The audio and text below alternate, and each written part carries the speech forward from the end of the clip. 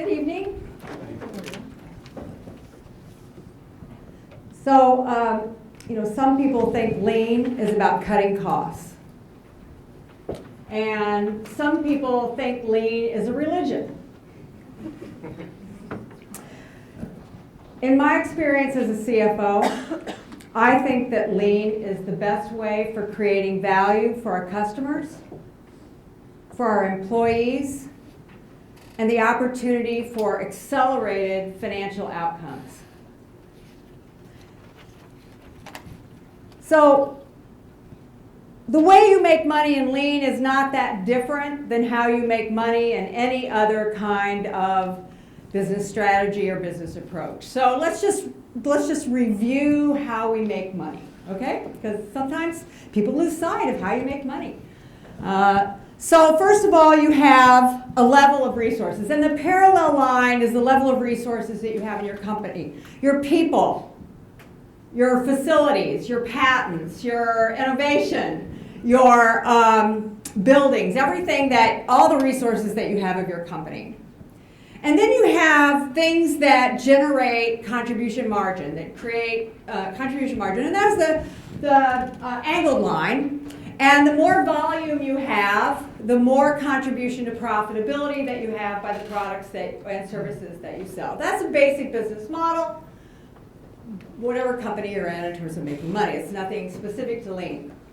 And there are 5 ways to influence that business model. The first way is that we can have savings. We can reduce our costs. Like some people think that's the only thing lean is about cutting costs, which we all know is not true whatsoever, because we can affect all the elements, all 5 elements, in terms of how we make money as a company with our lean efforts and lean philosophy and lean thinking. The second way is to create capacity. And in other words, to figure out how to free up the time and talent, availability of our resources to work on higher value activities.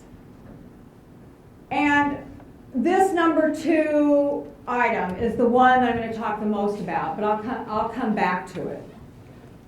The third way that we can improve financial outcomes is to increase the demand for our products. So better quality, faster lead times, more focused on what customers really value, creates demand for our products and services. The fourth way is to improve the contribution margin of the products and services that we offer. So we have redesigned, we have new products that have a higher contribution to profitability, have a greater, customers value them greater, first to market, better margins. So that's the fourth way of improving the contribution margin of the products and services that we offer. And then the last way, the fifth way, is to improve our utilization of our invested capital. Invested capital, big words, simple stuff, inventory, accounts receivable, all of our buildings, machinery, etc.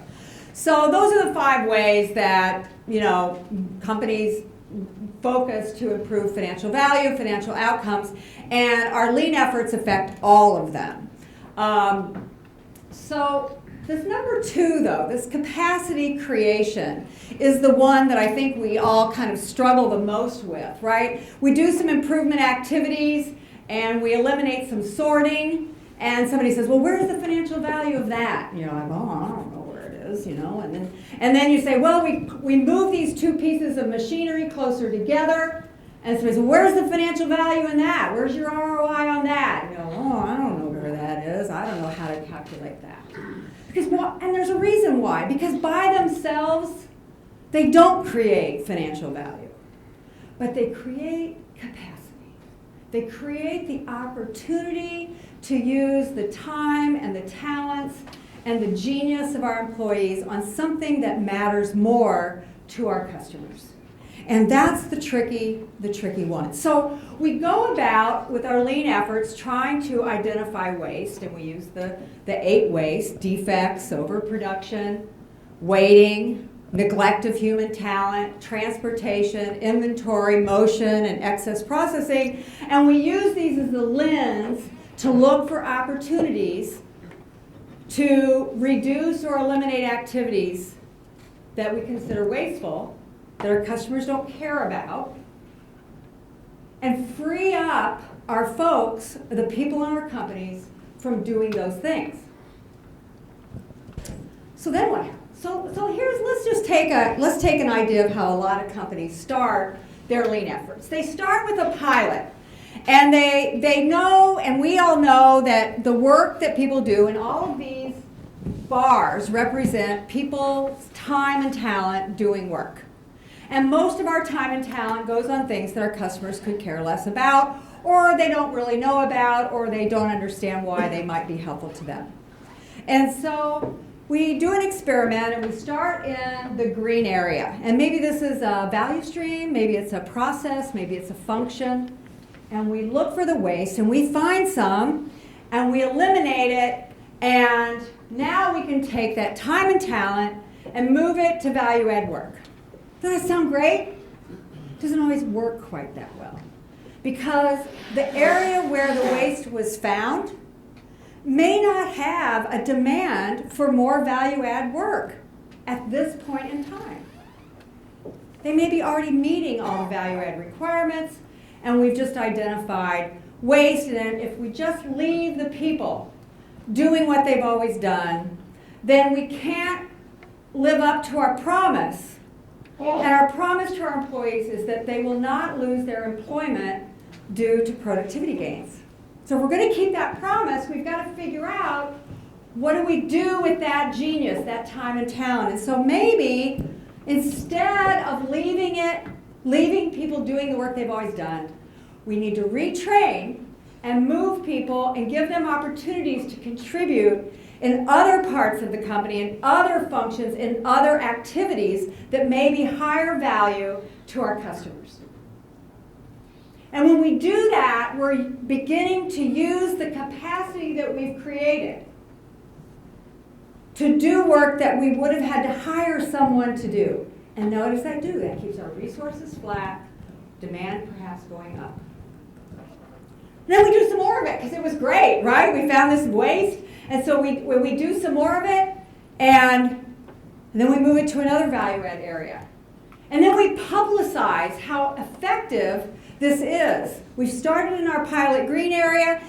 We've communicated how effective this is to employer folks to look for waste and to eliminate that waste and develop the skills of our employees to work in different areas, and their own careers are growing and their own capabilities are growing, and they're more valuable to the company. And so we keep doing it, and then the blue area and the orange area, they're like, wow, I want a little bit of that too. I want to do that also. I want to apply this lean thinking and this lean culture to our part of the company. And before long, every area of the company is doing lean thinking and reaping the benefits. And over time, we've redeployed people to where there's real value at work. We're growing the demand for our products. The contribution capability of our products has grown. And we really have accelerated the financial outcomes of the company. So we got to move people around. It's good for people, it's good for our customers, it's good for the financial outcomes of the company. And when we say that, oh, it's my funnest slide. So I think lean is really super. It's super for people. We develop, we grow, and it's super for the profits of the company. So it's not a win-lose. It's really a real, true win-win situation. Thank you.